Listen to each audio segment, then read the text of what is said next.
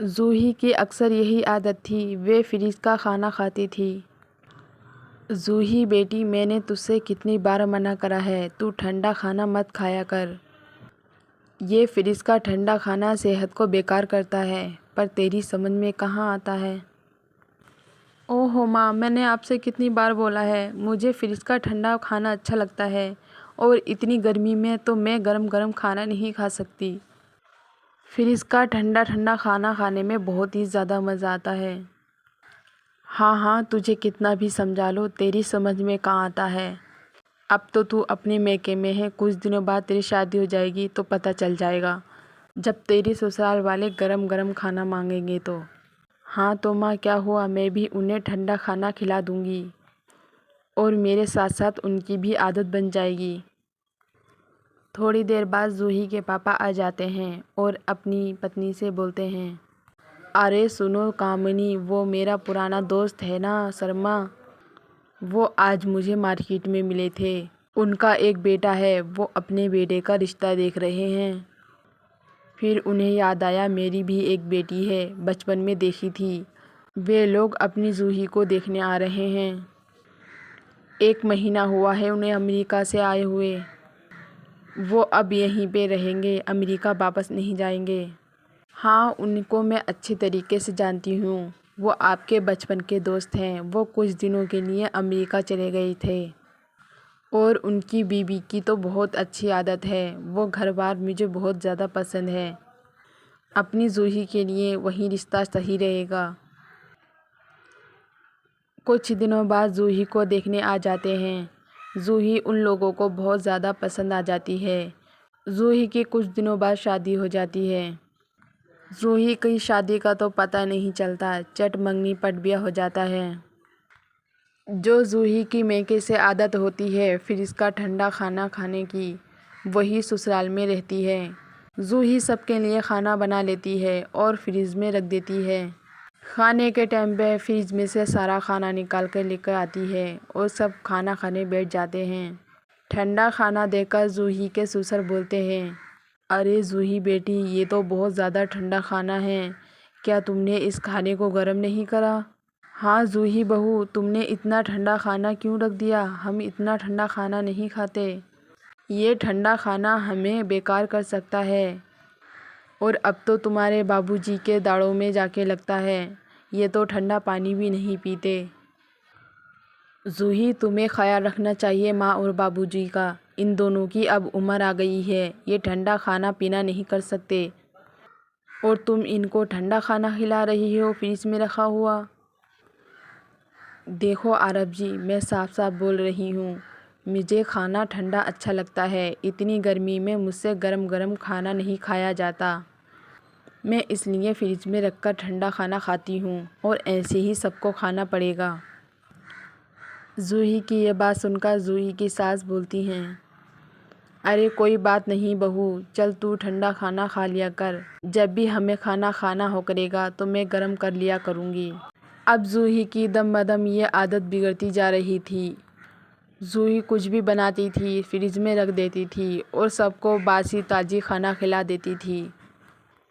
जूही की इन हरकतों से सब बहुत ज़्यादा परेशान हो जाते हैं, और कुछ कह भी नहीं पाते, क्योंकि दोस्त की बेटी होती है। कुछ दिनों बाद जूही एक काम वाली बाई को रख लेती है। अरे बहू, ये कौन है, इसको तो मैंने पहली बार देखा है। हाँ माँ जी, ये गीता है, ये आज से हमारा किचन संभालेंगी। मैं दिन भर काम करके थक जाती हूँ, इसलिए मैंने ये नौकरानी रख ली, आज से सारा किचन का काम ये करेंगी। अच्छा बहू, जो तुम्हारी मर्ज़ी, जो तुम्हें ठीक लगे। अब सारा किचन का काम गीता संभालती थी। फिर गीता गरम गरम खाना बनाती है और दोनों से बोलती है, मालकिन चलो, मैंने खाना बना दिया, गरम गरम रोटियां भी डाल दूंगी, आप सब लोग बैठ जाओ, गरम गरम खाना खा लेना। हाँ गीता बेटी, चलो हम गरम गरम खाना खाते हैं।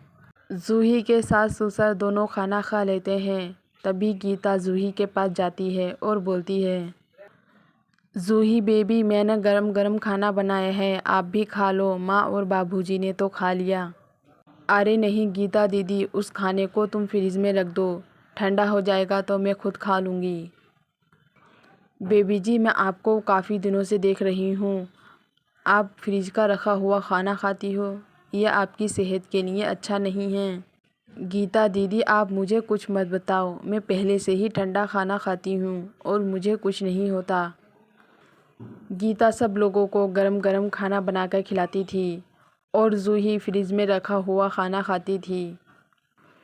एक दिन अचानक से जूही के पेट में दर्द होने लगता है। उसको डॉक्टर के पास ले जाते हैं। डॉक्टर ने जूही को ठंडा खाना खाने से मना किया था, पर जूही जब तक उसकी दवाई चलती है तब तक परहेज करती है। जैसे ही जूही का पेट का दर्द सही हो जाता है, फिर वो ठंडा खाना खाने लगती है।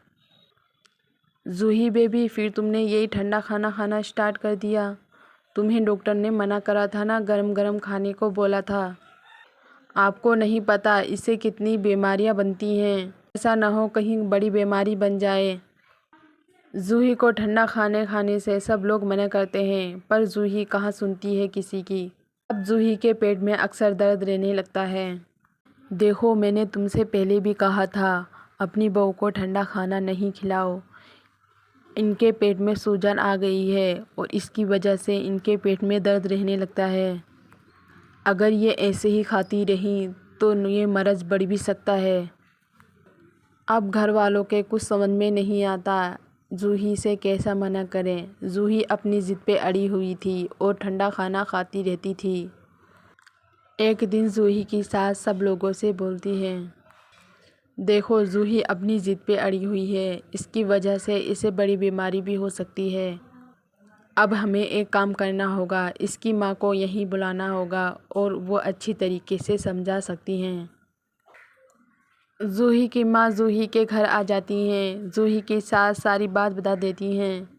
फिर जूही की माँ अपनी बेटी से अलग से बातें करती हैं। जूही बेटी, तू इतनी ज़िद पे क्यों अड़ी हुई है? आखिर तू चाहती क्या है? तेरे समझ में क्यों नहीं आती? यहाँ पे तेरे ससुराल में सब लोग तेरी कितनी फ़िक्र करते हैं। तुझे इनकी बात की अहमियत नहीं मालूम? वो तुझे अपनी बेटी ही समझते हैं, तभी तो वो तेरी इतनी फ़िक्र करते हैं। वरना और लोगों से पूछ, इस प्यार को पाने के लिए कितनी कुर्बानियाँ देने पड़ती हैं, फिर भी ससुराल वाले अपनी बेटी नहीं समझ पाते बहू को। और तुझे तो बिना मांगे ही इतनी अच्छी ससुराल मिल गई। तुझे इन लोगों की कदर नहीं है। आखिर तू चाहती क्या है? जूही जब अपनी माँ की ये बातें सुनती हैं तो उसको एहसास होता है ये जो कर रही है बहुत गलत कर रही है। जूही अब अपनी माँ से वादा कर लेती है और वे गरम गरम खाना खाने लगती है। अब जूही के समय के साथ साथ उसका पेट का दर्द भी सही हो जाता है। जूही की अब गरम गरम खाना खाने की आदत बन जाती है। जूही अब फ्रिज का खाना नहीं खाती है।